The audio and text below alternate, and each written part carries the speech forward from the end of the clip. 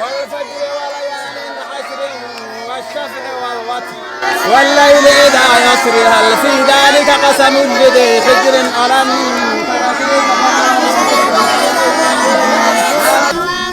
halkani waa gobolaha Harmukaale ee ka tirsan degmada Awaare ardaydanina maaha arday baranaysa caafimaadka ama engineering waxay halkan yimaadeen si ay u bartaan Quraanka Kariimka Allah subhanahu wa ta'ala soo dejiyay arday tiro badan baa halkan Quraan loogu dhigaa habeen iyo maalinba sida macalinku noo sheegayo ama idinna baad ku aragtaan waxaana loogu dhigaa khadka iyo weliba looxa oo laga yaabo dad badan oo idinka ka badan waqti hore ugu dambeysay hawayaan meeshan dadkan wax ku bartaa 7 sano ayuu ku baran jiray laba ardo oo hore qalin jabiyo kacay in kana tii saddexaad baa lagu dhex jira looxaas ayaan dadka wax ku baraa sidii waagii hore dadka looxa wax loogu bari jiray buugaag iyo qalimada nimanka ana waxba hadda ugu ma dhigno kolka wiilmuhu looxa ku farbarto ee uu meel ka gaadha ayuu deedna kitaabka looga mariyaa muddada sidaas aanu dabka iyo looxa ugu soo dhiganaynay in kana sidii baan ugu sii wadnaa waana degmada Awaare qabalaha ka tirsan ee leeyahay Harmukaale marka waxbarashada diinta islaamka ayaan oogeynaa alo xoog badan baan ku haynaa dadka magaalada ku nool rag iyo dumar yar iyo weyn wax kala gartay oo aan wax baran ma jooga Harmukaale toddoba jir inta laga bilaabo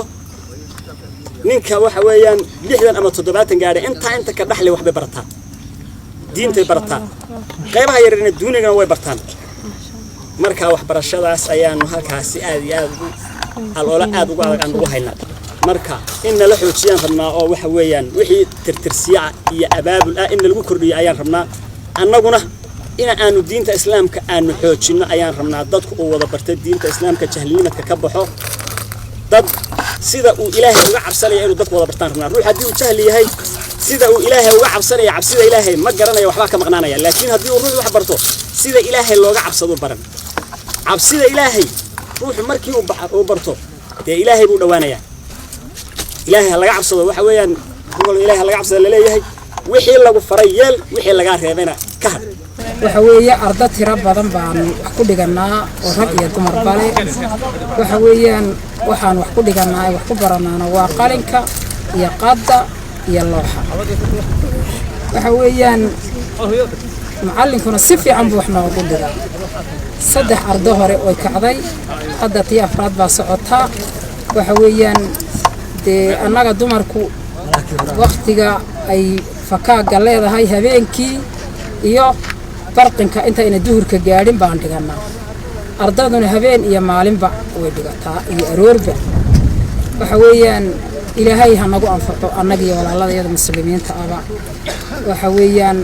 waanu dhiganaa waana sii dhigan inta ilaahay naga gaarsiinayna baan sii dhigan inta islaamana Allah soo hanuuniyo waxaanu dhiganaana waa quraanka ilaahay subhanahu wa ta'ala ilaahay soo dejiyay والفجر وليال عشر والشفع والوتر والليل إذا يسر هل في ذلك قسم لذي حجر ألم